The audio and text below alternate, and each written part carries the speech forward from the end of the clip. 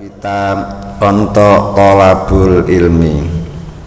Semoga Allah menganugerahkan ilmu yang bermanfaat untuk kita, sehingga kita bisa mengamalkan ilmu-ilmu tersebut sebagai bekal untuk menghadap kepada Allah. Hadirin Bapak Ibu jamaah sholat subuh rahimakumullah, pagi hari ini saya akan membacakan ayat yang ke-6 sampai 11 dalam surat Al-Qari'ah.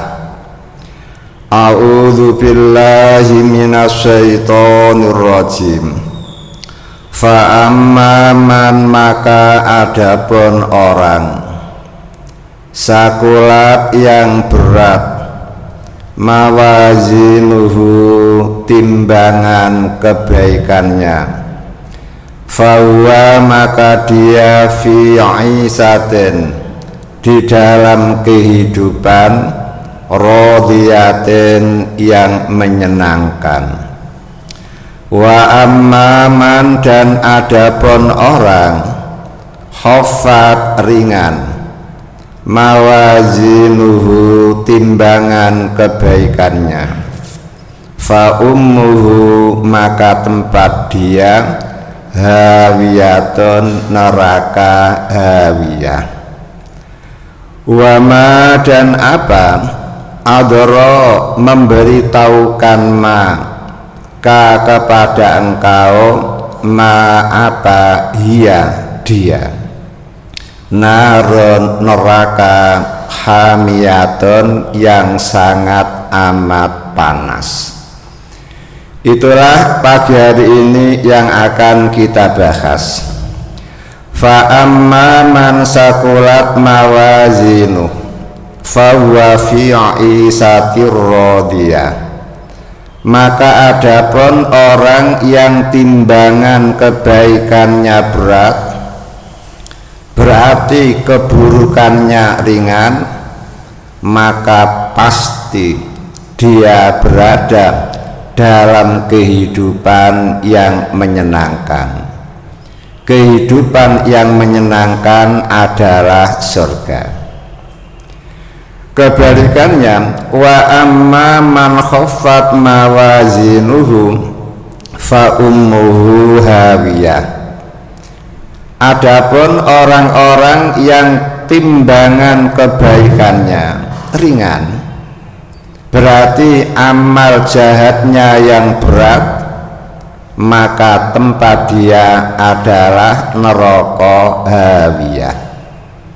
Neraka hawiyah adalah narun hamiyatun, api yang sangat amat panas, karena api yang ada di dunia ini juz'un, satu bagian, min sab'ina juz'an fi nari jahannam, karena api di dunia ini merupakan satu bagian saja dari 70 bagian api neraka.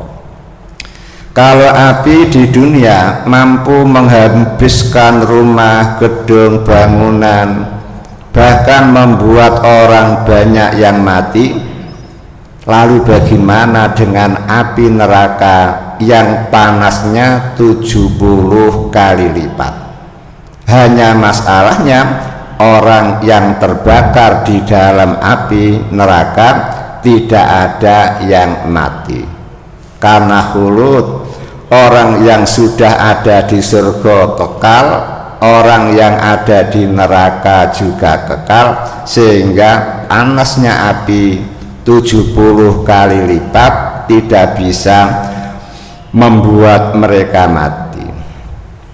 Kemudian pertanyaannya, kapan peristiwa penimbangan amal ini terjadi? Terjadinya peristiwa penimbangan ini adalah yaumul qiyamah, pada hari kiamat, di mana trompet yang kedua ditiup, semua makhluk yang asalnya mati menjadi hidup kembali, malaikat hidup kembali, jin hidup kembali, manusia hidup kembali, hewan-hewan hidup kembali. Setelah semua hidup, baru tahap yang kedua, yaitu yaumul jama'i, hari pengumpulan. Semua makhluk dikumpulkan oleh Allah di mahsyar. Mahsyar itu artinya apa? Tempat berkumpul. Kemudian di mana mahsyar itu? Tentu bukan di Senayan, karena tidak muat. Jangankan Senayan, Pak, bumi yang sekarang kita tempati saja tidak muat, karena manusia saja menurut perhitungan dari Nabi Adam hingga sekarang sudah 14 M, belum jin, belum malaikat. Padahal jumlah malaikat jauh lebih besar, lebih banyak dibanding dengan manusia, dibanding dengan jin. Makanya yauma tubaddalul ardu ghairal ardi wassamawatu. Sebelum manusia dikumpulkan, Allah sudah mengganti bumi yang kita tempati ini dengan bumi yang lain, yang tidak ada gunungnya, tidak ada pepohonannya, tidak ada gedung-gedung pencakar langit. Langit pun diganti oleh Allah dengan langit yang lain. Lah, disitulah manusia akan dikumpulkan. Kalau menurut Nabi, ya di sekitar negeri Sam, Pak, pancernya situ. Di situ kata Nabi tempat berkumpulnya manusia. Setelah itu, Pak, yaumatu belas sahroir, setelah semua manusia kumpul di mahsyar, maka pada hari itu semua rahasia manusia dibongkar, Pak. Mengapa dibongkar? Karena setiap manusia memperoleh rapot dari Allah Ta'ala. Rapotnya raksasa, 99 halaman, besarnya madal basori, sepanjang mata memandang.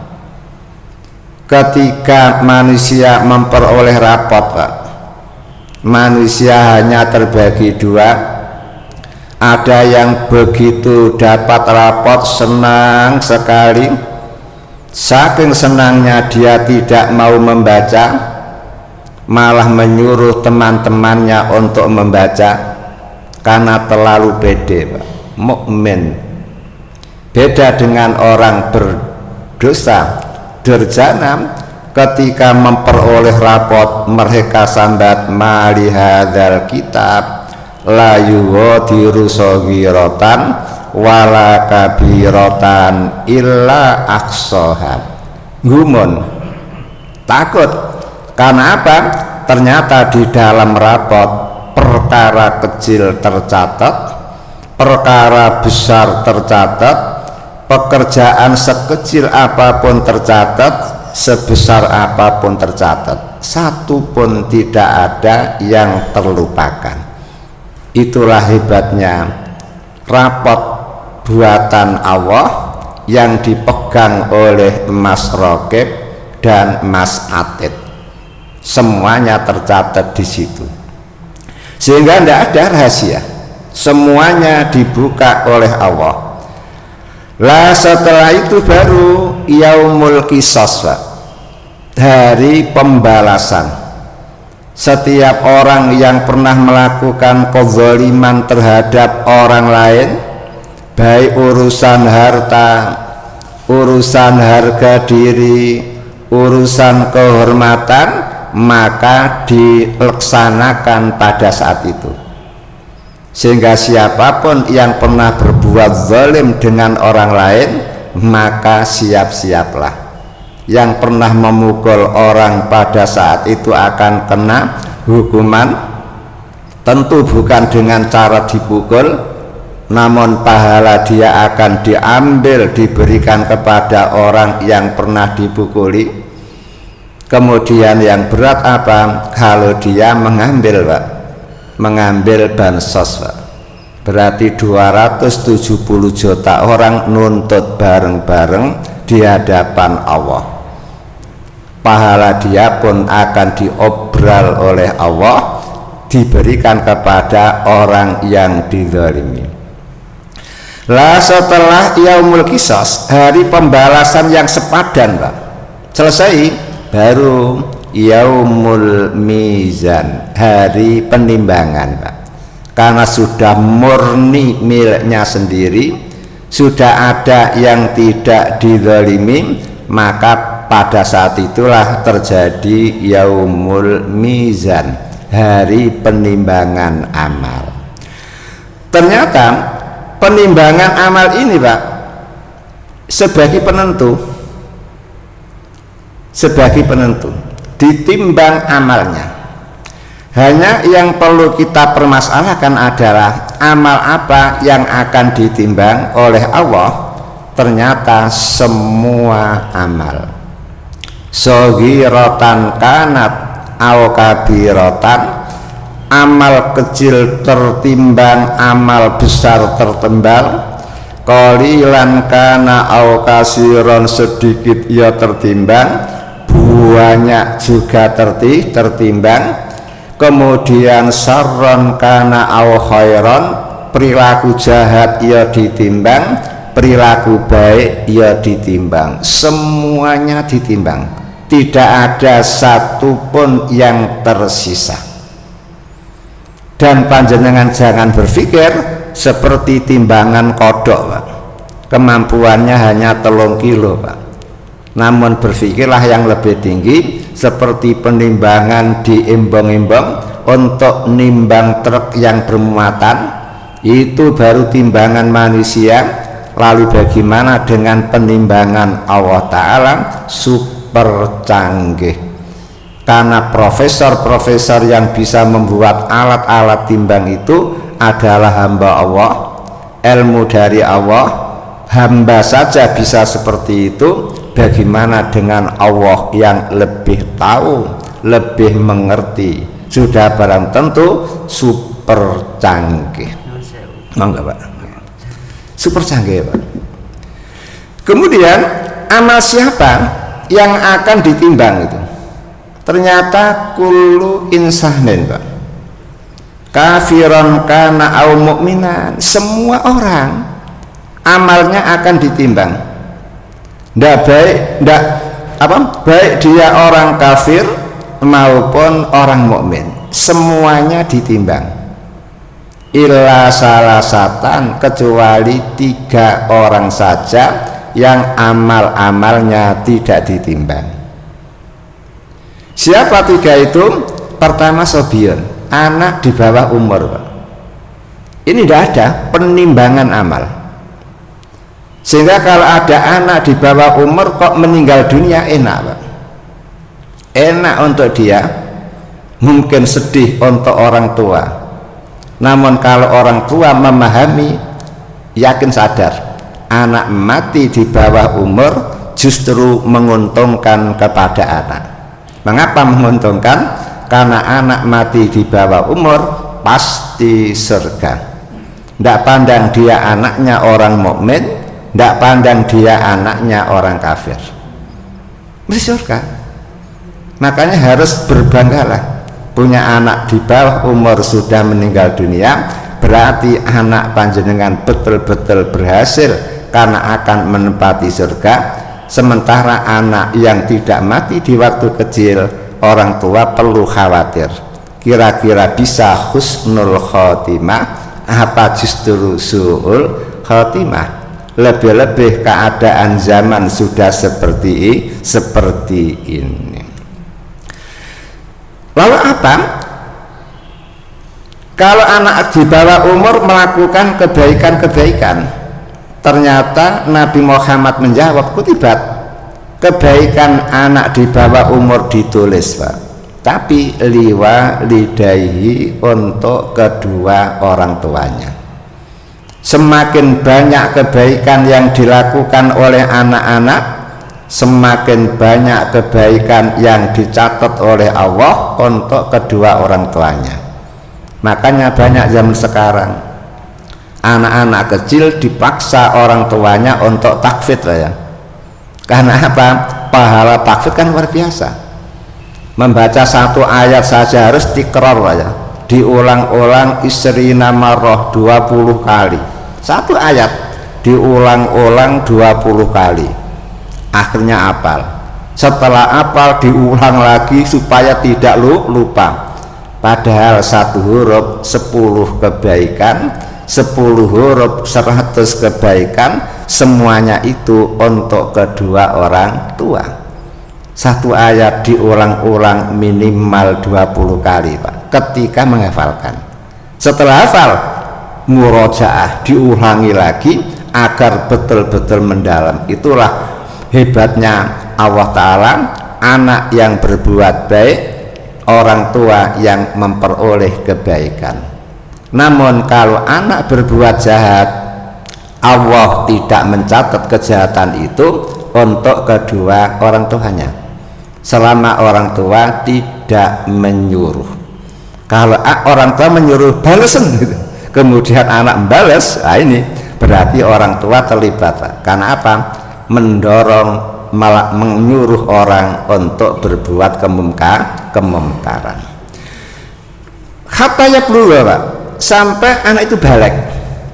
Kalau anak sudah balik, baru amal kebaikannya tidak untuk orang tua lagi, namun Allah menyuruh dua malaikat mengawal orang itu, anak itu, menjaga anak itu, mengawasi anak itu, sehingga apapun yang dilakukan oleh anak sudah tercatat untuk anak itu sendiri.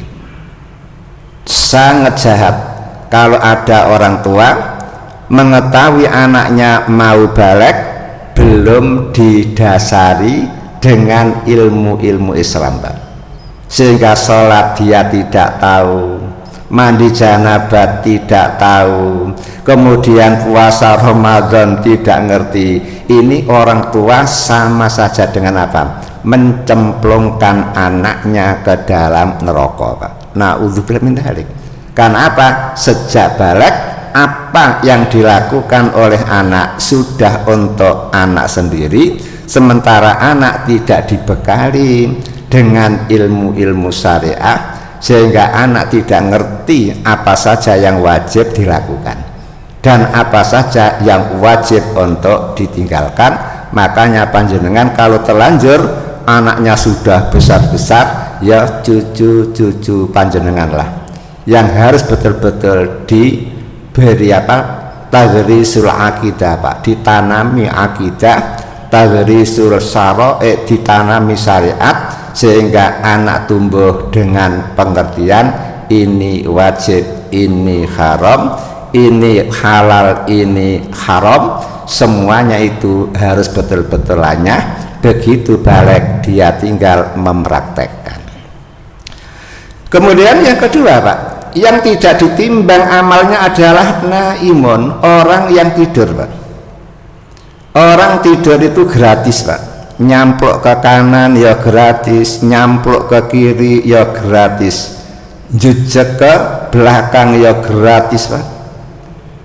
Sampai orang tidur kemudian ngelindur, kemudian ambil benda, kemaluannya dibacok sendiri pedot sampai mati, gratis Pak. Ada kan itu? Orang Surabaya Pak, saya membaca di koran ketika saya masih bujangan dulu, dia tidur sama istrinya, kemudian bangun langsung buka pintu kamar ke dapur, setelah di dapur ambil benda, kemudian masuk kamar lagi, geblak lagi, tidur lagi, mimpi lagi, ngelindur lagi, langsung bendonya diambil, kemudian seleteng celananya dibuka, lah kok kemaluannya dipotong Pak.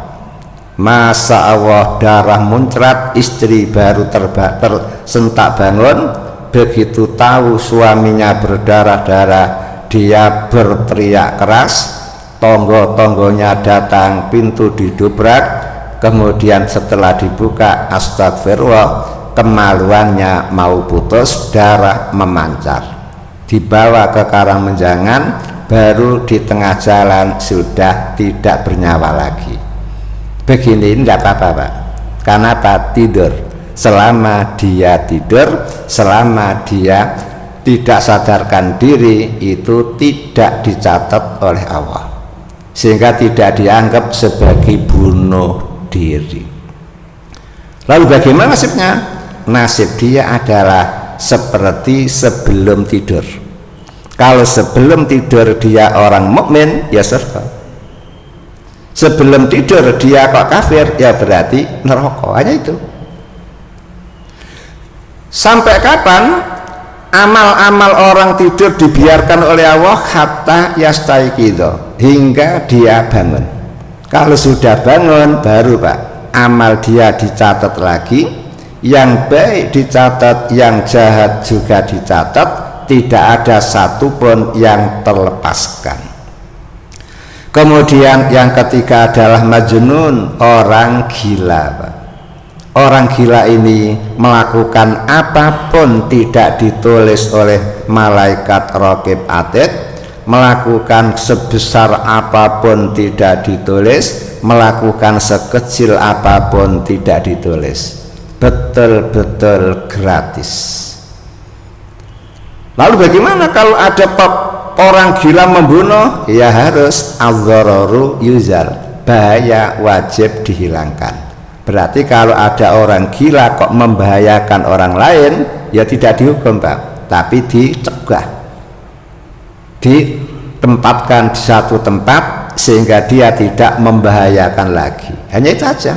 Masalah ibadah amal dia tidak akan catatan-catatan dari Allah. Sampai kapan? Hatta yafiqo, sampai sembuh.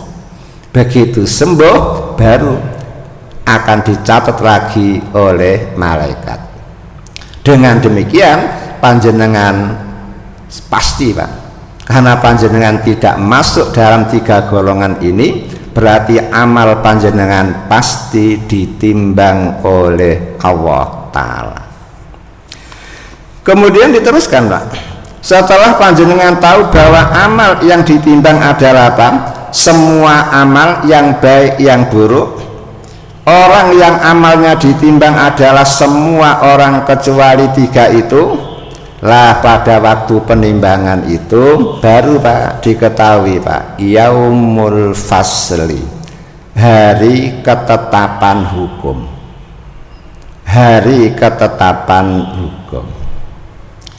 Kemudian apa ketetapan hukum? Ya sesuai dengan rumus. Fa amma man saqulat mawazinuhu fahuwa fi 'ishatir radiyah.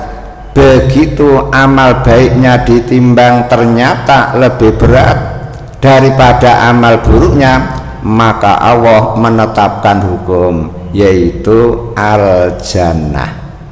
Dia harus masuk ke dalam surga. Surga adalah isatin radiyah, kehidupan yang menyenangkan. Akhirnya dia divonis, Pak, surga. Dosa yang kecil-kecil itu langsung diampuni oleh Allah, dihilangkan oleh Allah. Kemudian setelah ditimbang amal baiknya, ternyata amal buruknya yang lebih berat, maka diputuskan Allah langsung ke dalam neraka. Ke dalam neraka, Pak. Kemudian bagaimana kalau ada timbangan antara kebaikan dan keburukan mutasawiyani, sama, Pak, deru gitu. Lah kalau ada penimbangan amal ternyata mutasawiyani deru, maka Allah akan memberi tunggu, Pak, masa tunggu. Tunggu apa? Pertama, dosa-dosa dia diampuni oleh Allah apa tidak? Pertama. Yang kedua, ada enggak malaikat yang memberi syafaat? Kalau tidak, ada. Nabi ada enggak yang memberi syafaat? Enggak ada. Anak soleh enggak punya. Teman soleh juga tidak mau memberi syafaat. Lah, kalau tidak mau memberi syafaat, Pak, maka begini, ini bisa dua. Bisa pertama apa? Dia dicuci dulu oleh Allah di dalam neraka qabla dukhulil jannah, sebelum dia masuk ke dalam surga. Karena bagaimanapun dia tetap mempunyai kebaikan, karena mempunyai iman yang kuat, hanya tidak mampu mengendalikan nafsu, sehingga maksiat demi maksiat masih dilakukan. Maka orang semacam ini ditathir dulu, Pak, dipersucikan dulu di dalam neraka. Kalau dosa-dosanya sudah hilang, tinggal kebaikan-kebaikannya, baru ukhrija minanar, dikeluarkan dari neraka. Kemudian wa yuksalu fi nahril hayat, dia dimandikan dulu ke sungai hayat, banyu urip. Fahman waktu itu sudah menjadi arang, Pak. Ibarat kayu sudah menjadi arang. Namun begitu masuk di sungai hayat, langsung berubah menjadi manusia ganteng cantik, layaknya penghuni surga. Barulah dia dimasukkan ke dalam surga. Dan di dalam surga teman-temannya memanggil jahanamin, mantan neraka jahanam. Kalau di Surabaya ada mantan narapidana, kalau di surga ada jahanamin, mantan neraka jahanam. Ini model pertama. Kemudian model kedua, Pak. Karena dia masih punya dosa, Allah tidak sudi memaafkan, malaikat tidak memberi syafaat, Nabi tidak memberi syafaat, orang soleh pun tidak mau memberi syafaat, mau dimasukkan ke neraka, kok dosanya tidak seberat itu, maka dia ditempatkan, Pak, diisolasi, seperti orang terkena COVID, diisolasi. Di mana? A'raf. A'raf, Pak.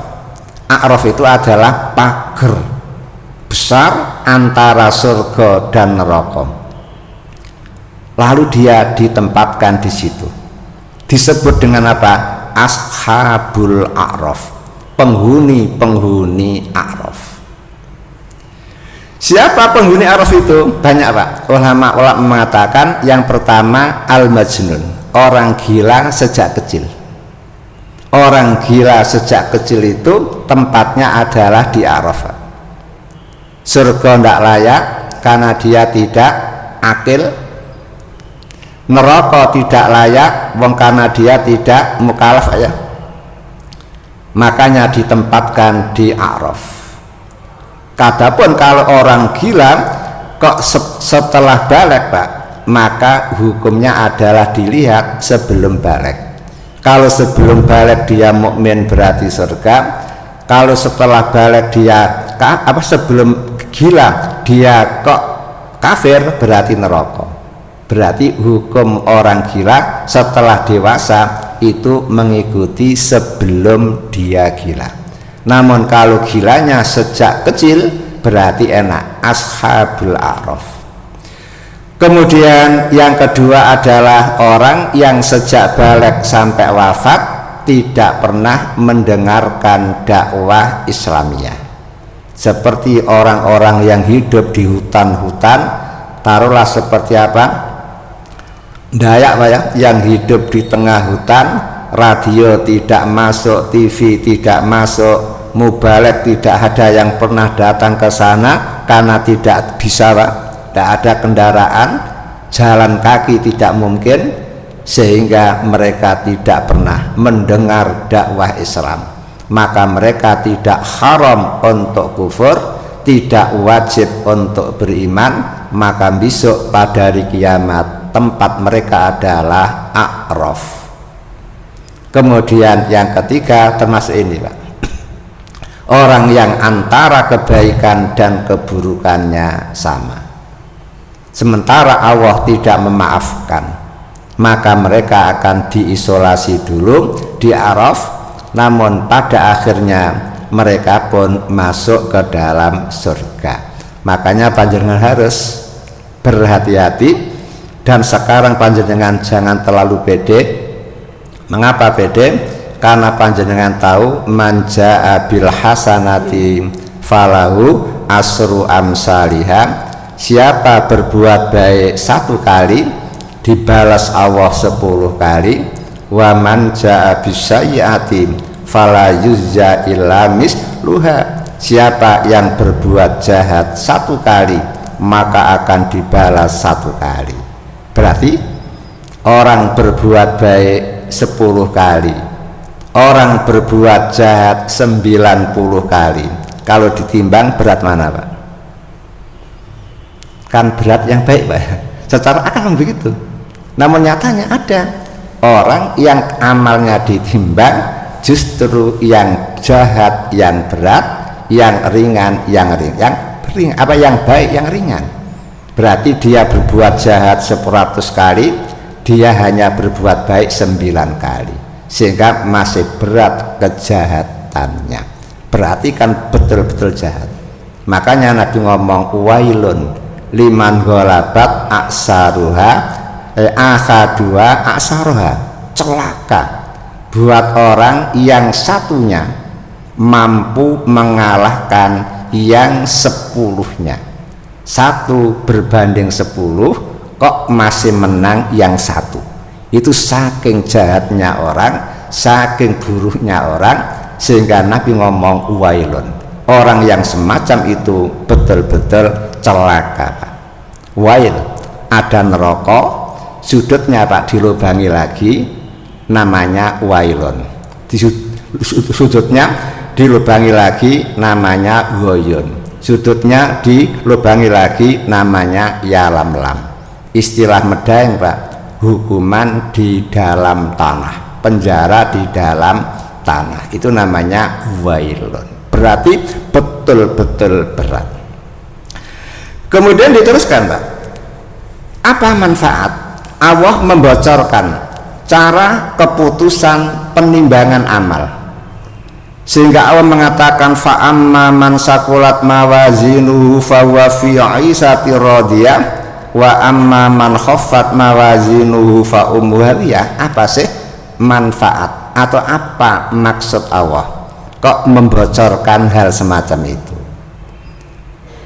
Kalau di jalan yang pertama adalah untuk membuktikan betapa adilnya Allah di dalam membuat keputusan. Bahwa alam, padahal Allah tahu mana calon surga, mana calon neraka, Allah tahu. Namun mengapa penimbangan masih dilakukan? Ini menunjukkan Allah betul-betul adil, Allah betul-betul bijaksana, sehingga setiap memutuskan tidak gerusa-gerusu, tidak ada pesanan, tidak ada tekanan, memang betul-betul keadilan waktu itu ditegakkan. Ini pertama. Kemudian yang kedua Pak, yang kedua, agar semua orang percaya kalau itu akan terjadi besok pada hari kiamat. Karena percaya, akhirnya dia harus terpacu, termotivasi agar mempersiapkan diri mulai sekarang. Karena hari kiamat itu bukan hari persiapan, namun di dunia inilah hari persiapan. Bukankah Nabi ngomong ad-dunya mazra'atul akhirah, dunia ini tempat menanam. Kapan panennya? Al-akhirah, besok ketika akhirat sudah tiba baru panen Pak. Namun yang dipanen ada dua, panen kebaikan ada, panen keburukan ada, tinggal apa yang ditanam. Yang ditanam singkong akan melahirkan singkong, yang ditanam padi melahirkan padi, dan begitu seterusnya. Kemudian yang ketiga Pak, agar panjenengan bisa mencari terobosan-terobosan Pak, agar panjenengan tidak beribadah standar saja. Karena apa? Ukurannya kan berat ringan berat. Lah kalau panjenengan ibadahnya kok masih standar saja, jangan-jangan apa Pak? Seimbang kan antara keburukan dan kebaikan. Lebih-lebih nanti di akhir ada pengurangan pahala karena zalim, ada penambahan dosa karena kezaliman kan. Apa enggak khawatir panjenengan begitu itu? Makanya perlu diberi bocoran oleh Allah agar panjenengan mencari terobosan amal yang berbobot. Maka pada kesempatan yang baik ini saya akan menerangkan di antara amal-amal yang berbobot, amal-amal yang berbobot, sehingga memungkinkan timbangan amal panjenengan nanti luar biasa. Kalau kita lihat Al-Quran dan Al-Hadis, memang banyak yang menerangkan amal-amal ibadah yang berbobot hebat. Di antaranya apa? Tauhidillah, mengesahkan Allah, mengesahkan Allah di dalam sifat-sifatnya, mengesahkan Allah di dalam asma nama-namanya, mengesahkan Allah dalam af'al perilakunya, dan mengesahkan Allah dalam ubudiyah, mengabdi kepada Allah Ta'ala, mengesahkan Allah dalam uluhiyah, mempertuhankan kepada Allah. Ternyata Pak, iman tauhid yang semacam ini paling bobot, paling berat timbangannya. Sebagai bukti, di dalam hadis riwayat Ibnu Majah, ketika manusia kumpul di ora-ora mahsyar di hadapan Allah Ta'ala membagi-bagi rapot kepada semua manusia. Saya panjenengan semua dapat rapot yang tebalnya 99 halaman, yang besarnya sepanjang mata memandang. Setelah semua menerima, semua membaca hasil tugas dia ketika hidup di dunia, lah kok Allah bagi-bagi lagi Pak, bitokoh, kartu sogiroh kecil Pak, sebangsa ATM atau KTP, dibagi. Setiap orang menerima bitokoh, kartu kecil itu Pak, berkomentar, wahai malaikat, untuk apa kartu yang sekecil ini setelah engkau memberi rapot yang sebesar ini? Kemudian malaikat menjawab, coba sekarang timbang rapot kamu dan kartu kecil kamu. Akhirnya apa? Rapot yang besar itu tudha'u ala kifatil mizan, diletakkan di daun timbangan Pak, satu. Kemudian bitokoh tudha'u ala kifatil mizan, diletakkan pula di daun timbangan yang kedua. Malah Pak, langsung jeruah gitu Pak, yang namanya apa? Rapot kabur Pak, saking beratnya kartu kecil itu. Sampai yata'ajabuna, semua manusia gumun, kok hebat sekali, kartu apa ini? Begitu dilihat, lah kok kartu la ilaha illallah, yang pertama kali panjenengan baca ketika panjenengan balik. Kalau mu'alaf berarti pertama kali dia mengucapkan kalimat syahadat, asyhadu an la ilaha illallah wa asyhadu anna muhammadar rasulullah. Kalau ada orang masuk Islam dengan mengucapkan itu, berarti dia sudah punya apa? Kartu ATM. Kan luar biasa itu, KTP. Ternyata bobotnya lebih berat. daripada rapot untuk mencatat amal panjenengan mulai balik sampai wafat. Dari sini nyata sekali ternyata tauhid itu luar biasa bobotnya. Kemudian pernah Pak, di dalam sebuah hadis yang diriwayatkan oleh Imam An-Nasai, Nabi Musa pernah mengatakan kepada Allah, ya Rob, alimni say'an adkuruka bihi wa ad'uka bihi. Ya Allah, tolong ajari aku sesuatu yang akan aku gunakan untuk zikir kepada engkau dan akan aku gunakan untuk berdoa kepada engkau. Allah menjawab, Qul la ilaha illallah.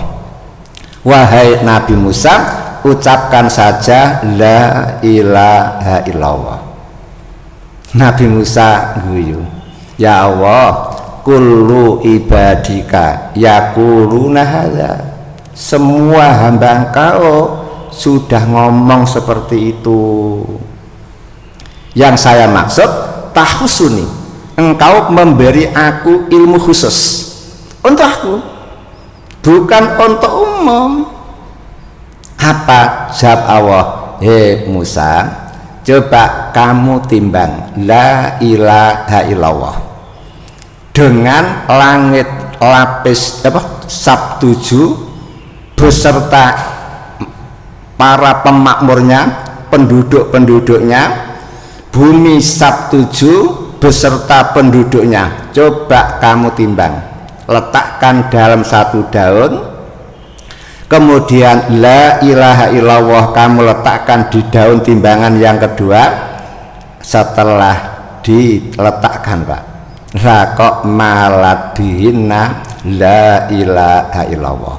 Kalimah la ilaha illallah bobotnya mengalahkan langit 7, bobotnya mengalahkan bumi 7, bobotnya mengalahkan isi langit dan isi bumi.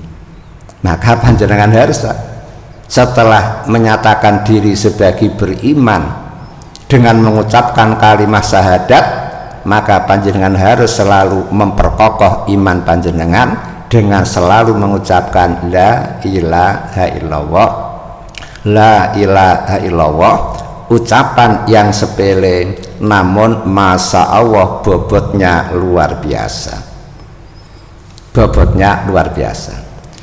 Kemudian yang kedua Pak, zikrullah, zikir kepada Allah itu merupakan amal-amal ibadah yang berbobot sekali. Sampai Nabi Muhammad mengatakan di dalam hadis Bukhari Muslim, kalimatani khafifatani alal lisan sakilatani fil mizan habibatani ila rahman subhanallah wa bihamdihi subhanallahil azim. Kata Nabi, ada dua kalimat yang sangat sangat ringan di atas lidah, berarti gampang untuk diucapkan, berat sekali di dalam timbangan, dan sangat amat dicintai oleh Allah Zat yang Rahman Rahim. Apa itu? Subhanallah wa bihamdihi subhanallahil azim. Coba jenengan mengucap subhanallah wa bihamdihi subhanallahil azim berapa lama Pak? Kan hanya detikan, 3 detik 4 detik sudah selesai, namun panjenengan memperoleh hasil yang luar biasa, yang sangat amat dicintai oleh Allah, dan ternyata ketika ditimbang bobotnya mengalahkan yang lain. Maka perbanyaklah zikir, termasuk kalimah-kalimah thayyibah yang lain. Kalau zikir saja begitu, apatah lagi azan lebih hebat lagi, karena azan di samping zikir, azan juga memanggil orang untuk sholat jamaah plus memberitahu kepada ibu-ibu yang tidak hadir di masjid untuk melaksanakan sholat. Kemudian yang ketiga Pak, husnul khuluq Pak, akhlak yang mulia. Ini merupakan amal ibadah yang berbobot sekali, sehingga Nabi Muhammad di dalam hadis riwayat Imam Tirmidzi mengatakan, ma min syai'in asqala fi mizanil mu'min yaumal qiyamah min husnil khuluq.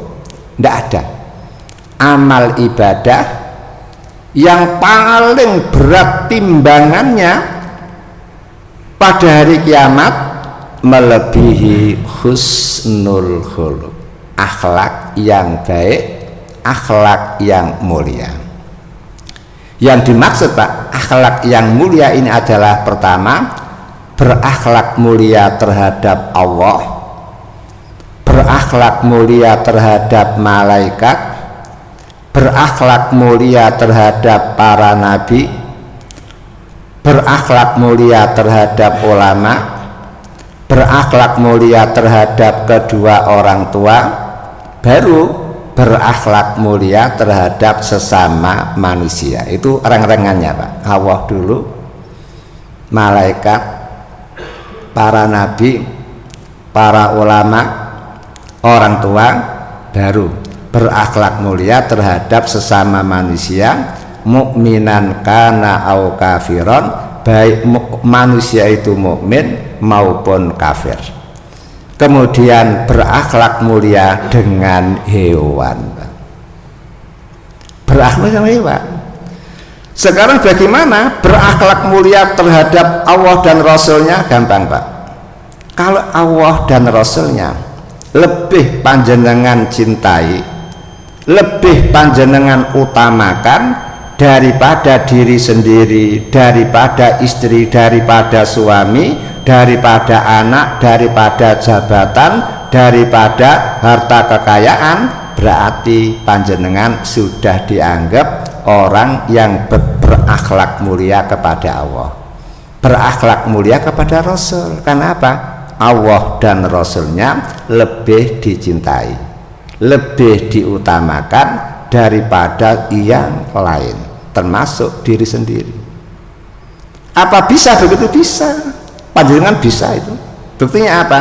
Tadi malam panjenengan masih ngantuk, ternyata Allah memanggil hayya ala sholah, panjenengan ternyata bangun kan? Berarti apa? Panjenengan mengalahkan kepentingan diri demi melaksanakan kepentingan Allah, kepentingan Rasul. Rasul mengajak panjenengan sholat jamaah subuh yang nilai pahalanya seperti sholat semalam penuh, panjenengan datang walaupun hati masih ingin tidur, mata masih ingin tidur, jenengan kalahkan. Itu namanya apa? Panjenengan berakhlak mulia kepada Allah. Panjenengan cinta harta Pak, namun nyatanya ketika Allah menyuruh keluarkan zakat, panjenengan tetap mengeluarkan walaupun panjenengan sangat cinta harta. Per 1 juta selawewu, 4 juta berarti 1 miliar berapa? 25 juta, 4 miliar berarti 100 juta kan? Jenengan keluarkan. Itu namanya apa? Panjenengan tetap mengutamakan Allah, mengutamakan Rasul, mengalahkan kepentingan diri. Diri ingin kaya, diri ingin punya tabungan banyak, namun nyatanya panjenengan tetap manut kepada Allah. Itu namanya apa? Berakhlak mulia kepada Allah.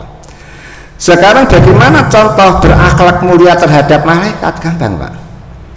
Nabi Muhammad pernah mengatakan, iyyakum wa ta'ariyah, wahai umatku, jauhilah telanjang, kamu jangan sampai telanjang. Mengapa? Fa inna ma'akum man la yufarikukum, karena ada makhluk yang selalu bersama kepada panjenengan. La yufarikukum, makhluk itu tidak pernah Pak menjauh dari panjenengan, tidak pernah, lengket terus, mendekat terus, illa indal ghaid, kecuali ketika panjenengan BAB Pak, makhluk itu menjauh. Wahina yufdir rajul ila ahli, dan ketika suami hubungan badan dengan istri, malaikat itu menjauh. Berarti apa?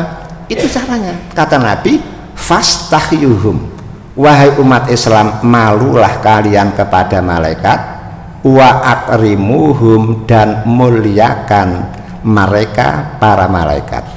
Berarti memuliakan malaikat dengan cara apa? Berpakaian rapi.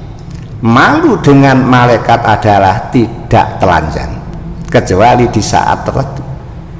Seperti itu. Itu namanya apa? Berakhlak baik. Kemudian termasuk lagi berakhlak baik dengan malaikat apa?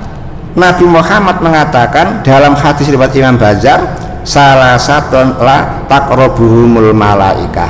Ada 3 golongan manusia yang malaikat tidak sudi dekat-dekat kepada mereka. Siapa itu? Pertama, al-junubu, orang yang sedang junub. Malaikat menjauh, menjauh. Kecuali malakul maut, malaikat kematian, berani mendekat itu, walaupun dia junub. Karena apa? Untuk mencabut nyawanya. Kemudian yang kedua, asakron, orang mabuk. Orang mabuk pun malaikat tidak mau mendekat, menjauh. Kemudian orang yang bercelontengan, dikasih angus, dikasih abang, dikasih merah, dikasih biru, celontengan, seperti badut. Lah orang semacam itu pun malaikat tidak mau mendekat. Itu menunjukkan malaikat gak senang sama mereka. Orang yang junub tidak cepat-cepat mandi, orang mabuk dan orang mutalatih yang jabrut tadi, maka harus cepat-cepat itu, segera sadar, segera menghilangkan celontengannya agar malaikat kembali normal lagi. Karena malaikat itu pun merasa sakit, Pak. Seperti panjenengan pun merasa sakit. Kalau ada orang berbau tidak enak dalam pandangan panjenengan, maka malaikat pun merasa tidak enak ketika berdekatan dengan dia.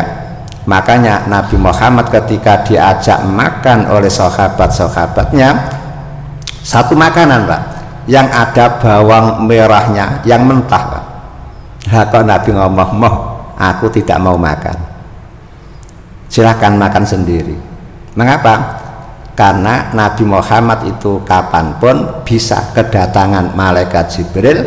Nabi tidak mau di saat habis makan berambang mentah, bawang putih mentah, tahu-tahu Jibril datang. Bagaimana perasaan Jibril, Pak? Maka Nabi tidak mau.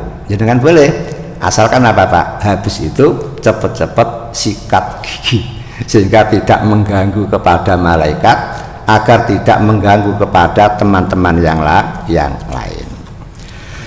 Kemudian berakhlak mulia dengan hewan. Nah, ini saya tunjukkan, Pak. Di dalam hadis terangkan, Pak, mal'unun man ata say'an minal bahaim. Hadis Tabrani. Nabi Muhammad mengatakan telaknat orang yang menggahuli hewan, Pak. Jadi kalau orang kok apa itu, Pak? Selingkuh dengan apa, Pak? Ayam kampus. Selingkuh dengan apa, Pak? Istilahnya apa, Pak? Laki-laki selingkuh. Orang menggauli hewan tidak boleh, Pak. Apa ada banyak zaman sekarang ini tante-tante, Pak, yang kesepian itu sekarang banyak. Mereka bersenang-senang, bercumbu rayu dengan apa? Dengan ikan lomba-lomba. Sama-sama mandi di kolam renang, kemudian ikan lomba-lombanya yang mencumbu rayu di kemaluan si perempuan itu. Dan ternyata si perempuan betul-betul merasa senang, merasa puas dipermainkan seperti itu. Begini ini dilaknat. Kemudian orang menggauli kambing juga termasuk dilaknat. Itu namanya tidak berakhlak mulia dengan itu. Kemudian contoh lain, Nabi Muhammad mengatakan, barang siapa yang membunuh usfuron, burung emprit, fama fauqoha, dan hewan-hewan yang lebih kecil dari burung emprit. Maka besok pada hari kiamat akan dimintai pertanggungjawaban. Ilah bihaqi, kecuali membunuh dengan benar. Kalau membunuh dengan benar tidak akan dimintai pertanggungjawaban. Para sahabat tanya, biwa mahaku, apa hak hewan? Kata Nabi, kamu sembelih dia lalu kamu makan. Kepalanya tidak boleh dibuang di lembah-lembah sebagai sesajen untuk danyang-danyang yang membawa reksa di daerah situ. Berarti apa Pak? Kalau panjenengan membunuh boleh, asalkan untuk dimakan atau diberikan kepada teman yang mau memakannya. Itu baru hak, benar. Namun kalau membunuh hanya sekedar membunuh, dar jatuh dibiarkan, tembak lagi dar jatuh dibiarkan, ini besok pada hari kiamat panjenengan akan dituntut oleh Allah Ta'ala, dimintai pertanggungjawaban. Bukankah ada perempuan masuk neraka karena kucing? Bukankah ada pelacur yang sudah tidak bisa disembur lagi Pak? Dinasihati siapapun tidak mempan Pak ya, tahu-tahu dapat hidayah dari Allah gara-gara apa? Memberi minum anjing yang mau mati kehausan. Gara-gara dia masih punya hati, akhirnya hati dia dibuka oleh Allah, hidayah turun, lalu dia insaf atas kejahatannya sebagai pelacur, kemudian dia memperbaiki diri, mati langsung surga. Bukan berarti apa? Memberi minum anjing langsung enggak. Proses dulu Pak, apa? Diberi hidayah oleh Allah sehingga dia meninggalkan kepelacurannya, kemudian dia memperbaiki diri, islahun nafsi, baru mati dalam keadaan husnul khotimah, surga tempatnya. Kemudian ada lagi Pak, amalan yang berbobot berat. Apa itu? Mensolati jenazah orang Islam dan mengantarkan jenazah orang Islam sampai selesai dikubur. Nabi Muhammad mengatakan, man sholla janazah muslimin, siapa yang mensolati jenazahnya orang muslim, falahu qiratun, maka dia memperoleh pahala 1 qirat. 1 qirat itu sama dengan sebesar bukit Uhud. Kalau panjenengan ketika haji kamu kan lihat lah ya, bukit lah ya, gedur, kemudian panjang kan, kira-kira berapa ton itu Pak? Berapa ton? Silahkan ditimbang Pak ya. Nah, agar panjenengan ketika mensolati jenazah orang Islam, pahala panjenengan sebesar itu. Kemudian siapa yang ikut mengantarkan jenazah orang Islam sampai di pekuburan dan selesai ditanam, maka dia yarji'u, kembali biqirotin, dengan 1 qirat. Namun kalau sholat ikut, kemudian mengantarkan jenazah ikut, yarji'u biqirataini, dia akan kembali pulang membawa pahala 2 qirat. Namun ingat, ini khusus untuk kaum laki-laki Pak. Perempuan tidak boleh Pak ikut mengantarkan pemakaman. Kalau ziarah ke kubur boleh, namun ikut mengantarkan pemakaman tidak boleh. Lebih-lebih seragam Pak, kudung hitam, kacamata hitam, kemudian baju hitam, sepatu hitam, tas hitam, payung hitam Pak. Itu tidak usah Pak. Walaupun yang meninggal itu ayahnya, yang meninggal itu suaminya, yang meninggal itu anaknya, tidak usah ikut, tidak boleh. Lalu kalau tidak ikut kan tidak tahu makamnya Pak. Bisa setelah selesai pemakaman beberapa hari kok panjenengan kepingin tahu kan bisa ziaratul kubur Pak. Orang perempuan boleh ziarah ke kubur dengan tujuan apa? Pertama untuk tadkirah, mengingatkan kalau kita pun besok akan mati seperti itu. Yang kedua tadkirah, untuk mengingatkan setelah ada kematian ada hari bangkit. Kemudian yang ketiga, tuzahidukum fid dunya. Ziarah kubur itu bisa Pak membuat kita hidup zuhud, tidak terlalu rakus terhadap kedudukan, tidak terlalu rakus terhadap dunia, tidak terlalu cinta dengan dunia. Karena apa? Sebentar lagi pun kita akan wafat seperti ini, dan tidak akan ada yang kita bawa kecuali amal. Lah, gara-gara itu akhirnya apa? Panjenengan bisa tasjid, termotivasi untuk meningkatkan amal ibadah. Hadirin yang berbahagia, itulah amalan-amalan terobosan Pak, agar ketika hari penimbangan amal baik panjenengan betul-betul berbobot, sehingga fi isatin radiyah, panjenengan memperoleh kehidupan yang menyenangkan. Sekian, mari kita akhiri dengan doa kafaratul majlis. Subhanakallahumma wa bihamdika, asyhadu an la ilaha illa anta, astaghfiruka wa atubu ilaik, walhamdulillahi rabbil alamin, wal afu minkum. Assalamualaikum warahmatullahi wabarakatuh.